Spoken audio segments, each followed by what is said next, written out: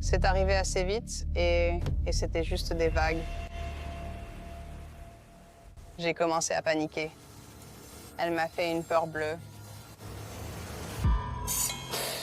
J'ai été beaucoup de choses dans ma vie. J'ai été braqueur de banque et prisonnier, mais être chaman, c'est ma vocation. L'ayahuasca est un stupéfiant classé en annexe 1 au même titre que l'héroïne et le LSD. Mais ce n'est pas une drogue, c'est une médecine. Et dans mon église, c'est un sacrement. Nous pouvons accomplir en 2 jours ce que la thérapie conventionnelle peut prendre des années à faire, mais seulement si vous êtes prêt à affronter la douleur.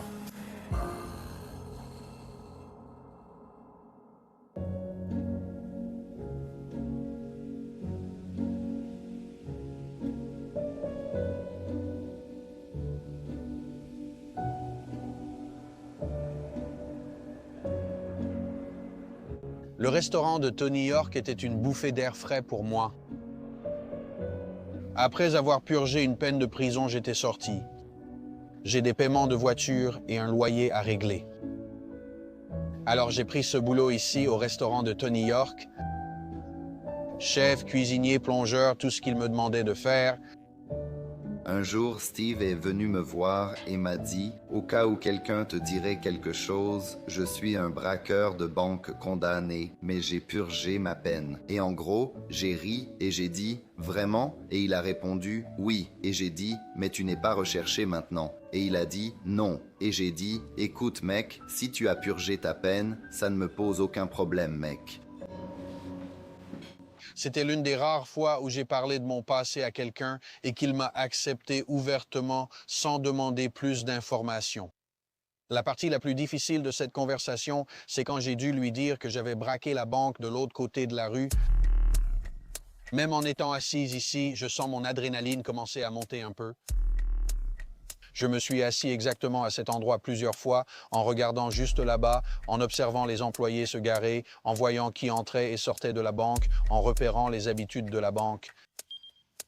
Cette banque a été choisie à partir de cartes et d'images satellites, et la raison, c'est qu'elle se trouve à moins de 6,5 km d'une autoroute. Nous sommes à environ 10 km d'une frontière entre 2 comtés. Attention, je ne suis pas idiot. Je n'entrerai pas en camouflage et cagoule pour attirer l'attention. J'entrerai déguisé en vieil homme pour cacher mon identité. Je veux que tu imagines ce que ça fait quand tu entres dans cette banque, quand tu saisis cette porte et que tout ton être se glace. Tu ignores toujours ce qui peut arriver dans cette banque quand tu annonces un braquage. J'ai vu des guichetiers s'asseoir et se faire dessus en plein milieu de la salle. J'ai vu d'autres personnes qui se contentaient de rester figées, incapables de comprendre ce que tu leur disais. J'ai eu de la chance, il y avait une guichetière plus âgée et très expérimentée derrière le comptoir et elle n'a pas bronché, elle n'a même pas cligné des yeux et boum boum boum, l'argent était dans les sacs, il n'y avait pas de liasse piégée à l'encre et je suis sorti, le cœur battant à tout rompre. Quand tu sors à toute vitesse comme ça, et surtout si quelque chose a mal tourné et qu'il y a soudainement un flic là où il n'était pas censé être, et la seconde d'après, bam, bam, le verre vole en éclats autour de toi, tu te baisses, tu esquives et tout se passe tellement vite. Je prends les virages aussi vite que je peux. Mon cœur bat encore la chamade, mais il commence à ralentir. J'arrive près de l'église où je vais échanger cette voiture volée. C'est ici que je descends de la voiture. J'ai un véhicule garé juste là qui n'est pas relié au braquage. Je prends ce véhicule et je rentre chez moi. Je venais de faire mon 17e braquage de banque. 15 ou 16 ans plus tard, je suis de l'autre côté de la rue à faire la vaisselle, ce qui était humiliant à l'époque, mais devinez quoi? Je réalise que c'était l'autre côté qui me testait sans cesse. Vous savez, veiller à ce que j'ai juste assez d'argent pour obtenir ce dont j'avais besoin, tout en agitant cette carotte devant moi.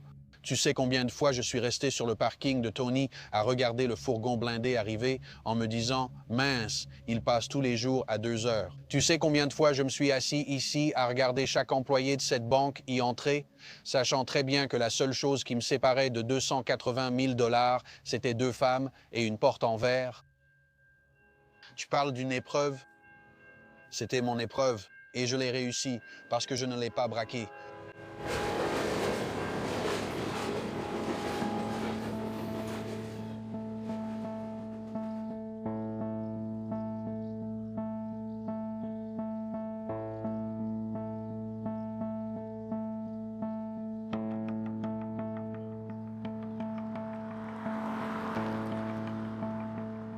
Le monde militaire et l'armée américaine m'inspirent énormément de fierté et d'amour. Je viens d'une famille militaire depuis plusieurs générations. Je voulais aider les gens, je voulais faire quelque chose de bien, et c'était ma façon de le faire à l'époque.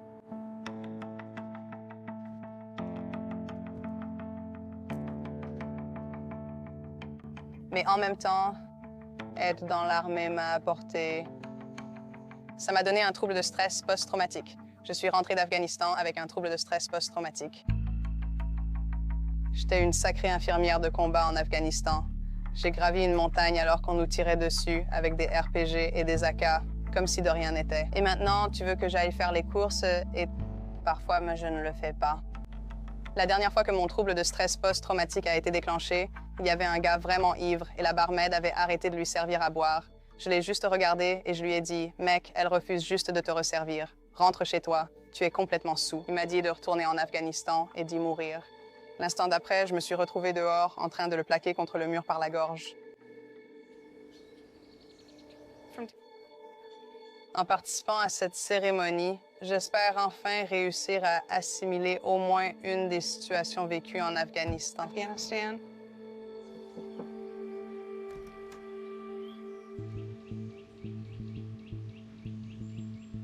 Je souffre de troubles bipolaires saisonniers et il m'est difficile de fonctionner en société.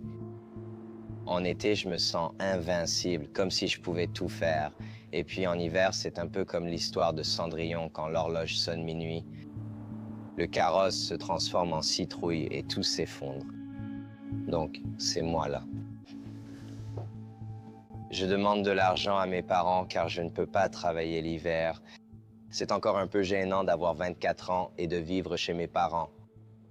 Ce que j'espère tirer de tout ça, c'est vraiment la capacité de vivre seul et de ne plus m'inquiéter de retomber dans cette dépression. Veuillez prendre vos affaires. Nous allons descendre pour vous montrer le lieu de la cérémonie et l'endroit où vous logerez pendant les 2 prochains jours. Bonjour. Asseyez-vous et posez vos sacs près d'un lit. Pour cette cérémonie, nous avons Brenna qui vient de Floride et Walter qui est d'ici, du Kentucky. Et nous avons Travis qui vient de l'Indiana. Quand j'ai vu ce groupe pour la première fois descendre les escaliers un par un, bien sûr, mon premier ressenti a été la tension. Leur langage corporel montrait clairement leur tension. On voyait que parler leur était presque douloureux. Walter est un membre qui revient. J'adore avoir des membres qui reviennent à la cérémonie parce que ce sont ceux qui se souviennent beaucoup plus précisément de la première tasse qu'on avait posée devant eux, à quel point il était éprouvant de traverser cette première expérience pour que tu apprennes à faire confiance à Meraya. Le principal conseil que je peux te donner là, c'est de te détendre. Tout va bien se passer. Je sais que c'est plus facile à dire qu'à faire. Je me souviens de ma première tasse quand on me l'a posée devant moi et c'était angoissant et c'est normal, ce n'est pas rien. Ce soir, Terry va vous servir vos tasses. Terry sera responsable de votre boisson. Nous allons y aller progressivement avec vous.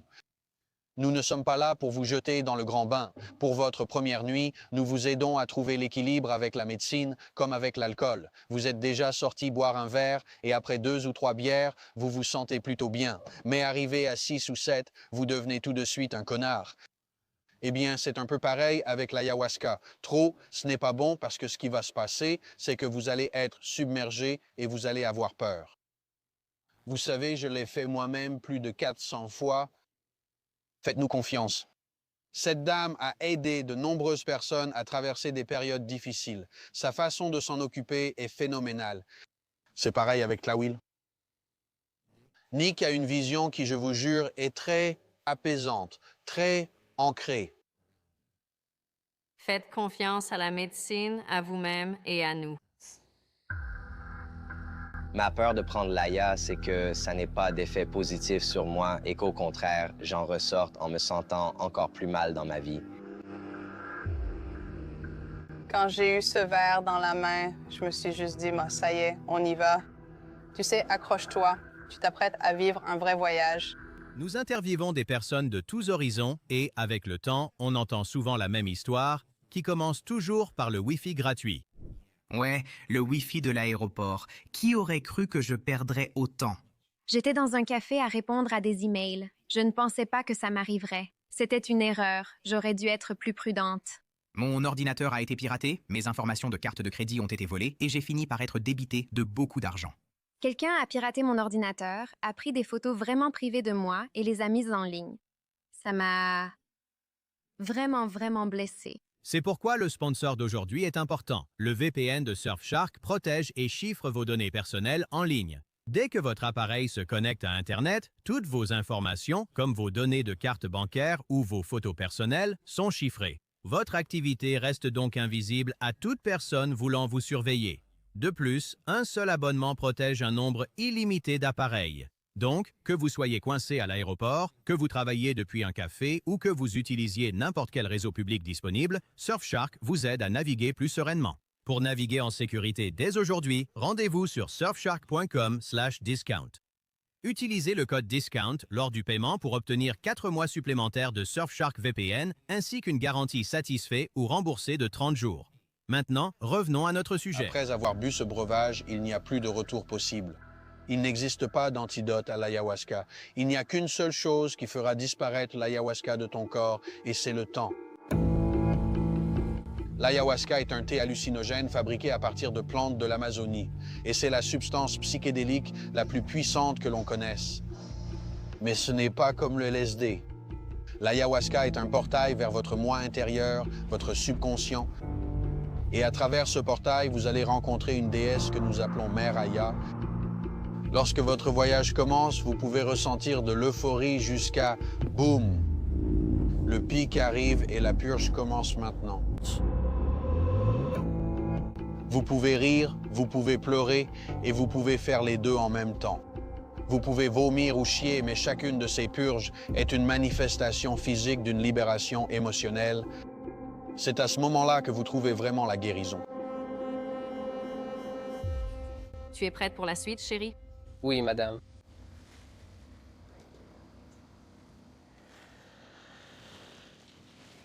À l'époque de ma dépendance, mon vice, c'était les cachets antidouleurs. J'ai commencé à avoir beaucoup d'anxiété quand j'étais plus jeune, en essayant de comprendre ce que je voulais faire de ma vie. Ensuite, j'ai commencé à avoir des problèmes familiaux. On ne s'en lasse jamais.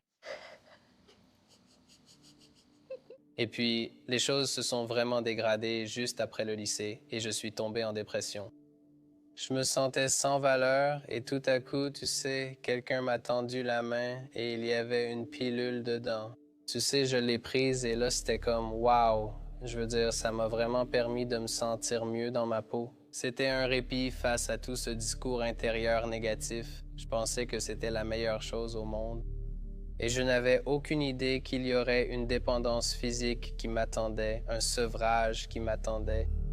Vous savez, j'ai passé près de 2 ans, juste avant d'arrêter de consommer, à essayer, vous voyez, de vaincre une dépendance physique. Et puis, quand j'ai arrêté d'en consommer en 2009, beaucoup de ces angoisses que je portais avec moi sont revenues. Quand on n'en consomme plus, on n'a plus l'alcool ni la drogue comme refuge. Je ne peux pas dire que l'ayahuasca m'a sauvé la vie, mais elle m'a redonné goût à la vie.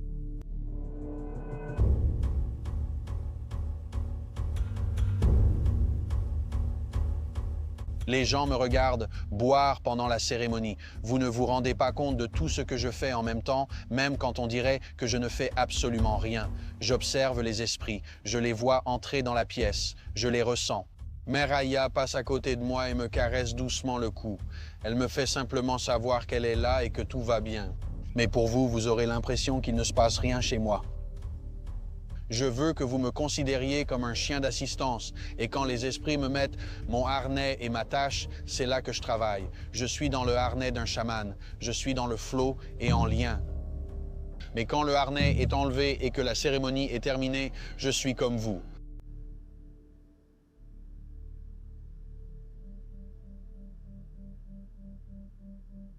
C'est venu assez rapidement et j'ai commencé à me sentir détendue et la tension musculaire a commencé à disparaître. Ça m'a vraiment aidé à me calmer.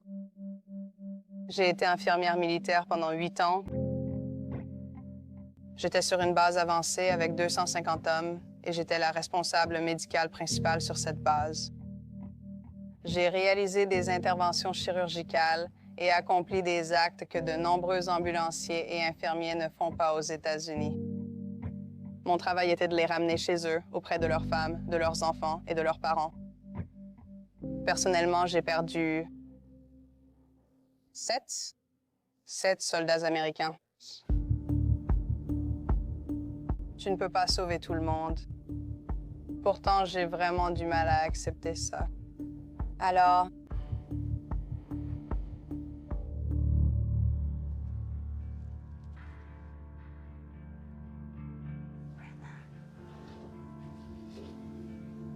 tu pourrais me suivre? oui, On pouvait le sentir dès la première rencontre avec Brenna, son énergie. Elle avait beaucoup de choses qui se passaient en elle. Elle portait bien son masque, mais on pouvait voir que c'en était un. Elle était dans une profonde souffrance spirituelle. J'ai servi dans l'armée pendant 3 ans et je sais ce que les soldats endurent. Tu commences à ressentir l'effet de la médecine. oui. Je vais donc te demander de faire confiance aux soldats encore une fois. Avec le SSPT, d'après mon expérience avec les personnes qui en souffrent, il n'y a pas de normalité parce qu'il n'y a pas d'événement normal qui cause le SSPT. Pour certains, c'est un énorme traumatisme qui bouleverse leur vie. Pour d'autres, ce sont des gouttes de pluie qui finissent par les noyer. Si cela ne vous dérange pas, j'aimerais que vous me rameniez à cette époque. Quel a été, selon vous, votre plus grand moment et votre plus grande réussite pendant votre service comme membre du personnel médical? Je crois que c'était un jeune enfant qui est arrivé avec un traumatisme crânien fermé. Ses parents l'ont amené chez nous et nous avons simplement fait en sorte de le maintenir en vie jusqu'à l'arrivée de l'équipe médicale aéroportée. Vous pourriez partager avec moi votre pire expérience? Où pensez-vous que le traumatisme a débuté? Je pense que c'était quand Doug James s'est suicidé. Doug James, pourriez-vous développer un peu plus à ce sujet? C'était le 4 août 2008 et il aidait des gens à s'inscrire à l'université. Il est entré dans sa chambre, a vu son colocataire et a dit « Je n'en peux plus ». Puis il s'est tiré une balle. C'était à l'étranger ou ici? Oui, c'était en Afghanistan. En Afghanistan, il a dit qu'il n'en pouvait plus et a mis fin à ses jours. J'imagine que vous étiez proches. Avec seulement 3 infirmiers sur la base avancée, on riait et plaisantait ensemble. D'accord. Tout ce qu'on peut faire, c'est se pardonner. Pardonner à ceux qui sont déjà passés de l'autre côté et simplement rester ouvert à ce qui va arriver. Plus vous réprimez la culpabilité, plus elle s'infiltre. Cela a été évident quand j'ai parlé à Brenna. Elle avait une personne là-bas qui était une figure d'autorité à ses yeux dans son unité. Et quand il s'est donné la mort, elle s'est dit dans sa tête, dans son cœur et dans son esprit, si cet homme fort que j'admirais n'a pas pu supporter le stress de cet endroit, comment peuvent-ils s'attendre à ce que moi j'y arrive?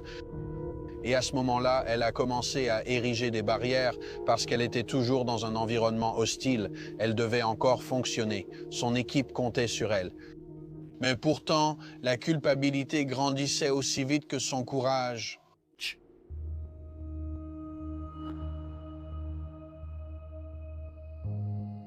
Tu en veux encore un peu plus? Juste un peu plus, ouais. Merci. De rien?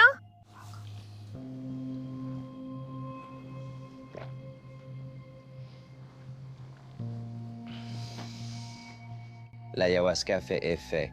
Je ressens d'abord une sensation physique, un bourdonnement dans la bouche et la tête.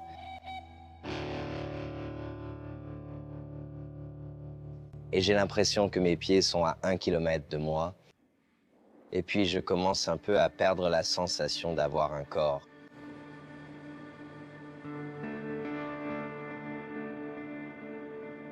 La musique me passionne depuis toujours.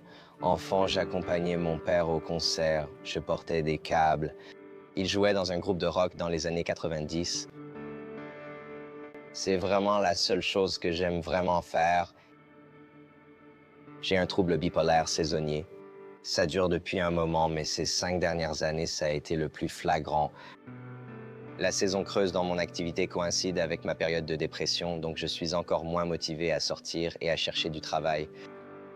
Donc, je pourrais jouer presque tous les soirs pendant l'été. Et puis, tout à coup, l'hiver arrive. Et si j'ai de la chance, j'aurai 2 concerts en hiver. Dans cette industrie, il faut de la constance pour poursuivre un rêve ou une passion et toujours avancer. Et je veux retrouver cette motivation et cet amour de la vie.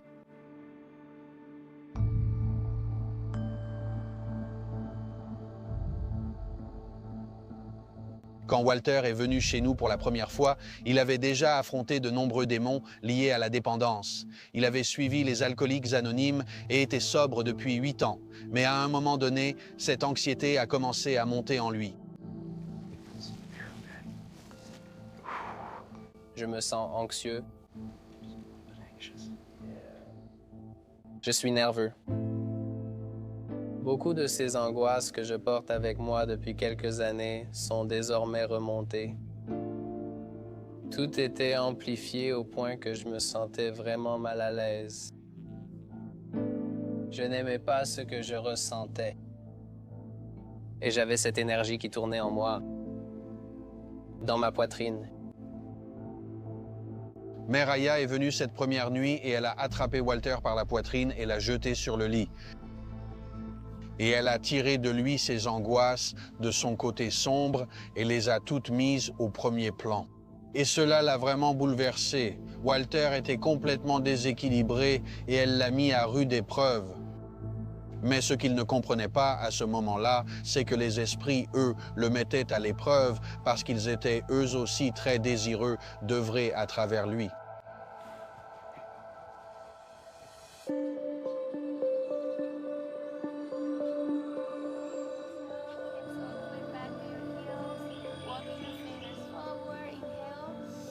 Tlawil est très doué en yoga et je trouve que c'est quelque chose de vraiment, vraiment beau avant d'entrer dans la deuxième cérémonie quand Tlawil peut travailler avec eux grâce au yoga. Détends-toi, plie les genoux, relâche ton dos, ta tête, tes épaules, tes coudes. Quand je me suis réveillé ce matin, j'ai juste ressenti un soulagement de toute la pression et l'anxiété que j'avais hier. Il faut beaucoup de courage pour travailler avec l'ayahuasca, avec Mère Aya, parce que quand tu fais vraiment face à toutes tes choses les plus dures, elle fera ressortir le bon, le mauvais et le moche. Quand j'ai découvert l'ayahuasca pour la première fois, mon père venait de décéder quelques années auparavant et j'étais au bord de la rupture émotionnelle. Mon père était génial. Nous étions proches. Une fois qu'on lui a diagnostiqué un cancer du poumon, il est décédé. Je crois que c'était 3 mois après. Après le décès de mon père, j'étais en colère contre tout et tout le monde. Pourquoi les choses ont-elles dû se passer comme ça? Pourquoi mon père a-t-il dû mourir? C'était un homme tellement formidable. Pourquoi est-ce que ça lui est arrivé? J'ai commencé à faire des rêves d'une grande vivacité, et pendant ces rêves, il y avait un jaguar noir qui venait me rendre visite pour découvrir que le jaguar représentait l'ayahuasca. J'avais l'impression que l'ayahuasca m'avait trouvé. Lors de cette première cérémonie, Mère Aya m'a fait ressentir l'amour pour la première fois. Beaucoup de réconfort et de guérison sont venus du fait d'être en cérémonie et de vivre cette expérience. Walter a traversé beaucoup de problèmes dans sa vie. Il a connu l'addiction, il a connu des hauts, des bas, des détours, un peu de tout. Et inévitablement, lors de chaque cérémonie, les gens ont tendance à graviter autour de lui à un moment donné. Vous savez, ils vont se confier à lui et il est plus qu'heureux de s'asseoir, de discuter avec eux et de les aider s'il le peut. Et je ressens sincèrement, avec chaque fibre de mon être, que Walter a été placé sur cette terre pour aider les gens.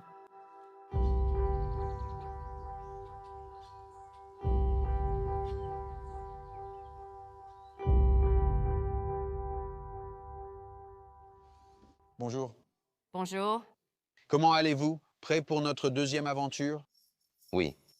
Ça a l'air d'être un peu plus foncé. Oh oui, plus foncée, plus forte et elle fera effet plus vite.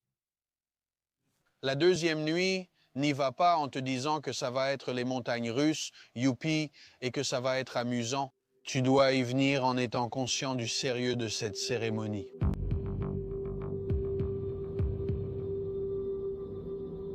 À partir de maintenant, tu lèves la main et tu nous dis quand tu en veux plus. C'est toi qui gères ta propre médecine. Trouve ta place. Ce n'est pas parce que c'est servi que tu dois boire. Ce n'est ni un jeu à boire, ni un concours de dur. C'est ta guérison, ton voyage, ton processus individuel. La deuxième nuit, je veux extraire leur douleur. Je veux la faire remonter à la surface et je veux qu'ils la laissent partir et qu'ils la laissent se dissiper. Je veux les sortir de leur zone de confort parce que c'est vraiment là qu'on grandit.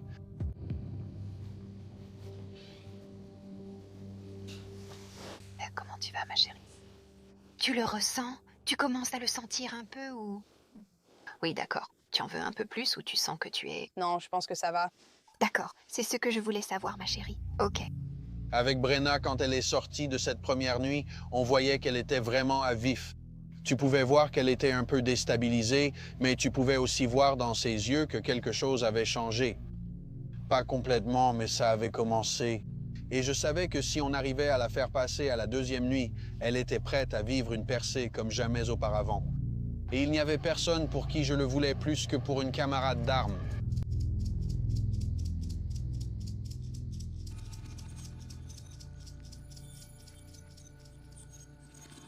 C'est arrivé très vite et ce n'était que des vagues. Tu plongeais profondément dans une vision pendant un moment, puis tu refaisais surface et ensuite tu replongeais dedans.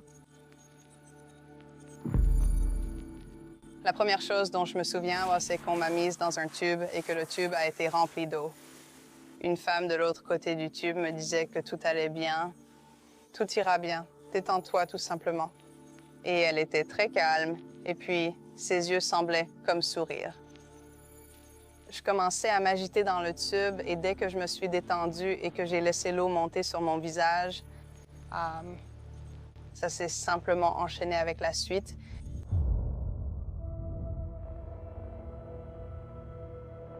Et puis, à un moment, Doc James est venu me voir et s'est assis avec moi.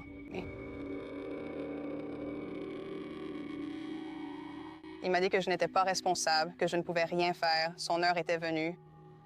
Il a dit que je n'avais pas à oublier ce qui s'est passé en Afghanistan. Je n'avais pas à oublier mes amis, mais que si je ne me pardonnais pas, je n'irais jamais mieux et j'irais seulement de plus en plus mal.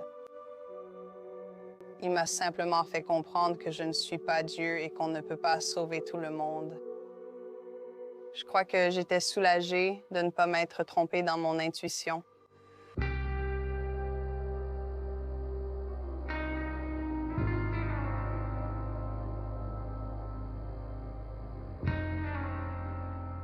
Tlawil est de mon apprenti et Nick est de mon assistant chaman.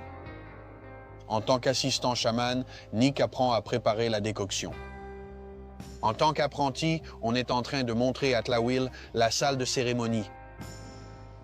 Ils auraient encore 1h10 avant de servir quelqu'un d'autre. La raison est que cela peut mettre jusqu'à 2 heures avant qu'ils ne le ressentent réellement. Pour être apprenti et arriver tout nouveau, il faut commencer depuis la base. En tant qu'apprenti, tu vas devoir venir et être prêt à vider les seaux de vomi, nettoyer les toilettes, parce que je le fais, tout le monde le fait, et tu n'es pas au-dessus de ça. Tu sais, en tant qu'apprenti, je te considère comme un guérisseur chamanique en formation. C'est quoi cet acronyme? T'es une merde. C'est ce que tu es. On commence comme de la merde et on finit comme de la merde. Et en tant que chaman, tu dois faire la paix avec ça. Et c'est exactement là que tu commences en tant que guérisseur chamanique en formation. Tu es une merde.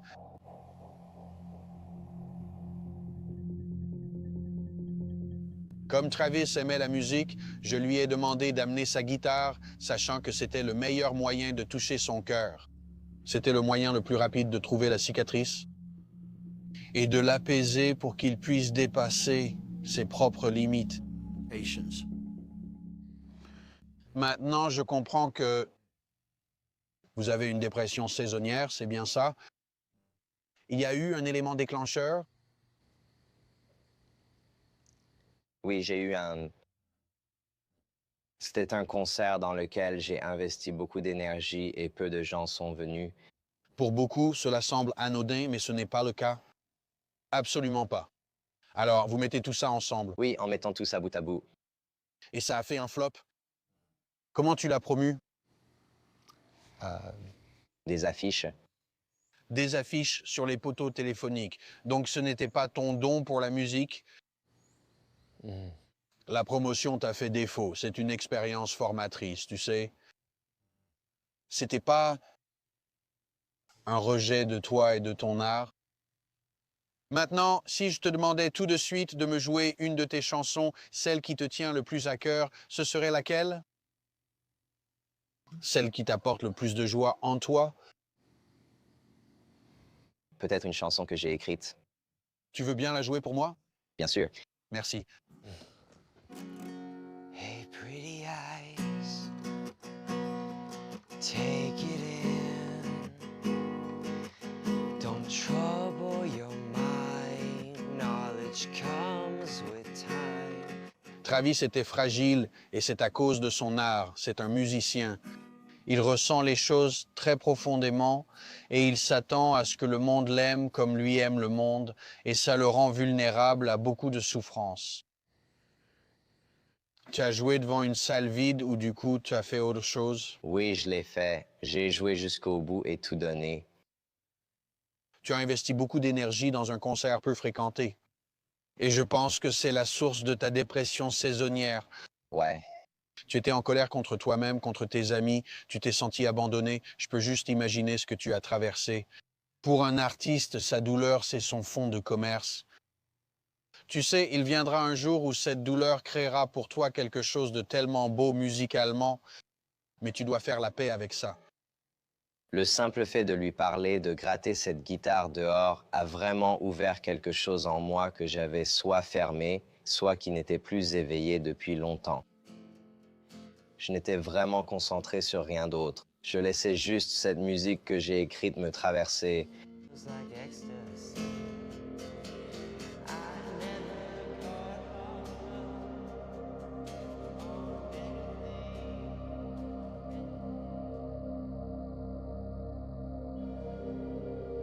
Quand l'ayahuasca a commencé à faire effet dans mon organisme, j'ai senti une relaxation envahir tout mon corps, une paix et une sérénité, un peu comme quand on écoute le bruit des vagues sur la plage. Ce que j'ai vu dans mon propre monde, c'était ces motifs géométriques et colorés, mais c'était comme s'ils m'échappaient dès que j'essayais de trop me concentrer dessus.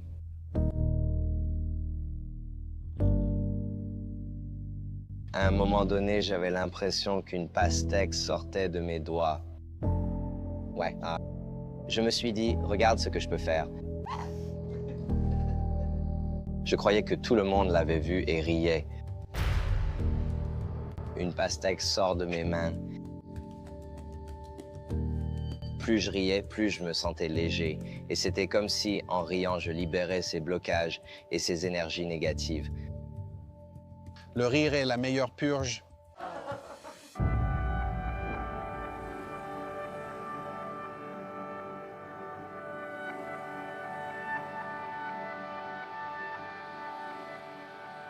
Quand je participe à une cérémonie, c'est comme si la médecine elle-même prenait le contrôle de mon corps. Et je me laisse simplement aller et la médecine fait ce qu'elle a à faire. Ça peut être chanter, ça peut être secouer un hochet, ça peut être juste un petit geste rapide. Apporter quelques huiles essentielles pour cette personne.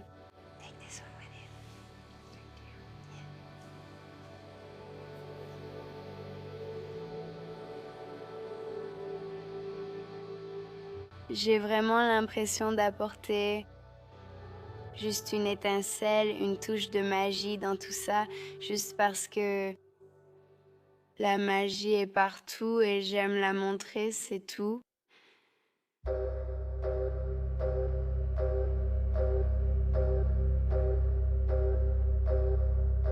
Maintenant, je suis très intéressé à travailler avec Walter comme apprenti pour devenir guérisseur. Mais voilà le truc, c'est à lui de choisir. En raison de la façon dont tu as géré tes échecs tout au long de ta vie, je suis très intéressé par le fait que tu progresses en tant que guérisseur. Mais tu sais, nous devons voir si tu veux progresser en tant que guérisseur. Et c'est ce que nous allons rechercher en entrant dans cette chambre. Nous allons prendre de l'ayahuasca dans un environnement hostile. Ce soir, j'ai installé une hutte de sudation moderne pour Walter. C'est une épreuve chamanique. Nous utiliserons une tente et un chauffage au propane pour la chauffer à une température très élevée. Et je vais faire circuler une énergie intense directement à travers ses yeux. Walter doit accepter le chaos de son anxiété et trouver son équilibre au milieu de tout cela. D'où crois-tu que vient cette anxiété, Walter? Je crois que c'est mon ego qui veut garder le contrôle. Mais tu as le pouvoir d'influencer ton ego à travers ton dialogue intérieur et à travers ton esprit. Respire tout simplement. Je sais qu'il commence à faire chaud, ça commence à chauffer. Tu commences à le sentir un peu? Oui, monsieur. Quel âge avais-tu quand ton père est décédé? 35 ans. Comment Mère Aya t'a aidé à te réconcilier avec ton père? Il est venu me voir pendant la cérémonie, depuis l'au-delà. Qu'est-ce qu'il t'a dit? Qu'il voulait que je guérisse. Il voulait que je prenne confiance en moi. Walter, laisse-moi te demander. Quelle va être ta première étape si cette anxiété revenait dans ta vie? La traversée. Le mieux, c'est que tu dois l'apprivoiser. Parce que cette anxiété, c'est aussi ton atout secret. Parce que cela va aussi aiguiser ta perception pendant la cérémonie. Tu sais, le pire guérisseur du monde, c'est celui qui pense qu'il maîtrise absolument tout. OK. Comment fais-tu pour ne pas transpirer alors que moi je dégouline? C'est vraiment fou. Je me sens à l'aise là où je suis. Bien, je suis content de l'entendre. Nous sommes dans une matrice. C'est nous, toi et moi. Un apprenti doit faire confiance à son guide plus que tout. Il doit vraiment me faire confiance, quoi que je lui fasse traverser. Et je ne lui fais pas subir ça pour m'amuser. Ce sont des épreuves. Ce sont des épreuves chamaniques. Cette hutte de sudation était une épreuve chamanique. Et quand il n'a pas transpiré une goutte alors que la température montait, j'ai su que les esprits le protégeaient. Ils le protégeaient. Et il me faisait aussi comprendre qu'il est presque prêt à franchir cette étape. Asseyons-nous ici et prenons juste un moment de silence pour profiter de notre énergie ensemble. Oui, monsieur. Ça marche? Oui, monsieur. Super.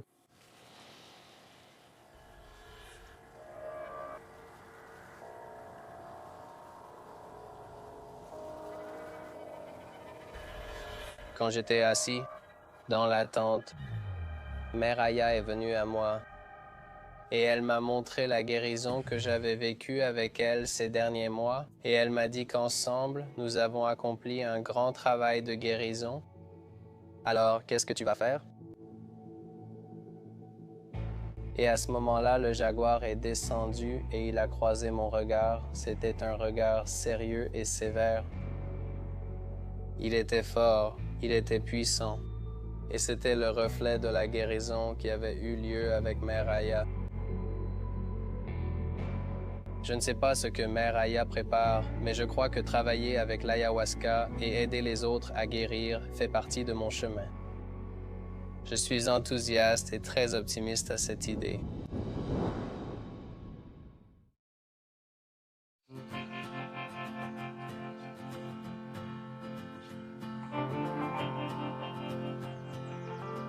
Après ce week-end et ces cérémonies, c'est la première fois depuis longtemps que je me sens aussi à l'aise avec moi-même.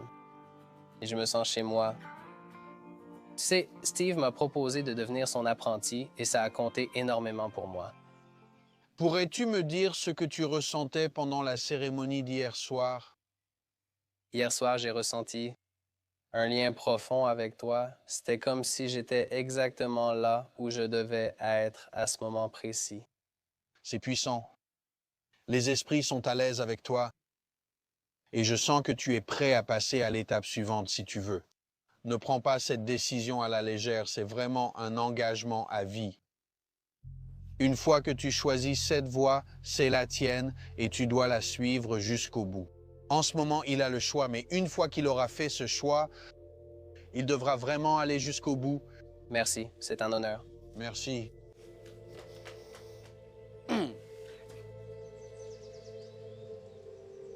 Je sens vraiment que j'ai eu un déclic hier soir. Je pense que j'ai laissé partir beaucoup de culpabilité et de honte que je m'imposais.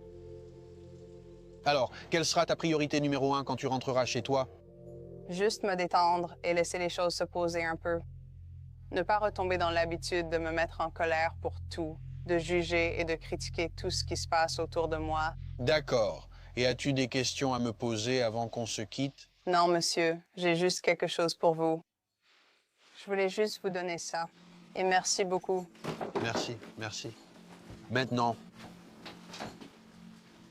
d'un soldat à un autre, je sais ce que cela signifie pour vous. C'est votre insigne de secouriste de combat. J'ai raison? Oui, monsieur. Êtes-vous sûr de vouloir me donner cela? Oui, monsieur. Vous m'avez beaucoup appris. Je suis très honoré. Merci beaucoup. Vous serez dans mes pensées et mes prières. Merci. Et cela sera sur notre autel. Oui, et j'espère que vous continuerez, parce que vous sauvez des vies. Ce sera sacré. Merci. Merci.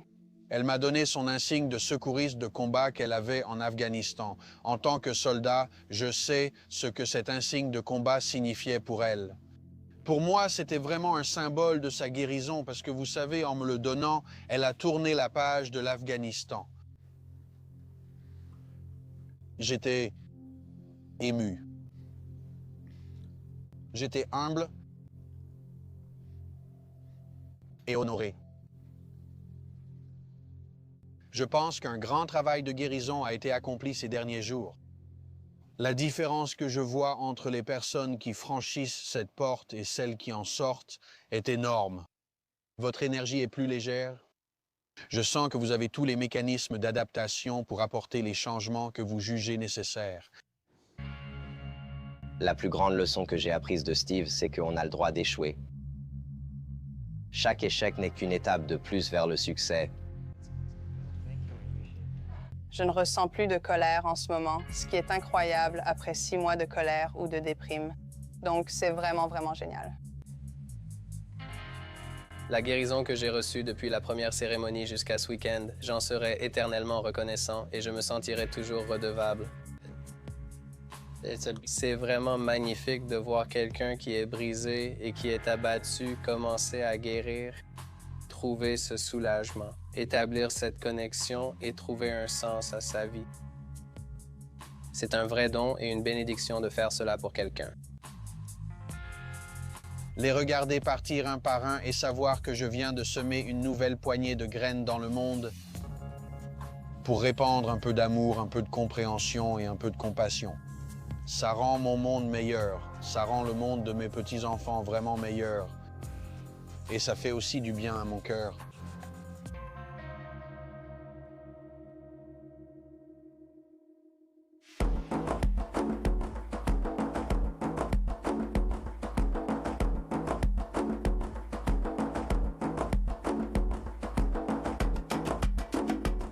Dans l'ensemble, je vais beaucoup mieux. Je sors beaucoup plus de chez moi maintenant.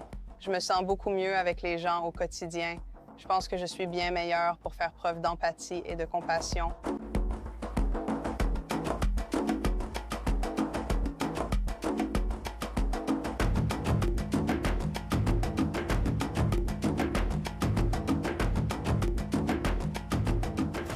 Un mois après avoir pris de l'ayahuasca, j'ai décidé de ne plus perdre de temps et de simplement déménager à Los Angeles. Donc me voilà à Los Angeles.